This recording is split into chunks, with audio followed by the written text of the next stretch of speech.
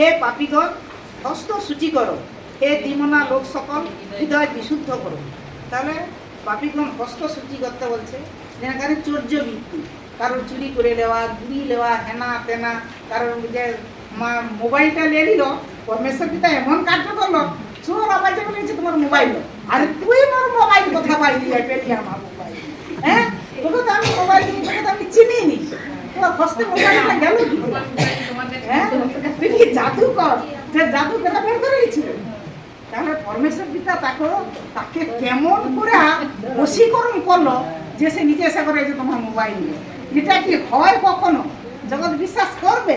সে তো ইচ্ছা করে নদী ফেলে দিতে পারতো, ধরা পড়া, তাও পারেনি, সে নদীতে ফেলতেও পারেনি, পকেটেও করতে পারেনি। তাহলে পরমেশ্বর পিতা কিরকম তার করছে বলছে, এই জন্য বলছে হস্ত সূচি করো, হে দ্বিমনা লোক সকল হৃদয় বিশুদ্ধ করো।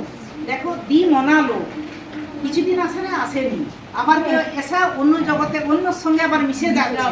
হ্যাঁ, এই যে দ্বিমনা লোক সকল, এদেরকেও পরমেশ্বর পিতা একদম পছন্দ করেনি, এদেরকেও পছন্দ একদম করেনি।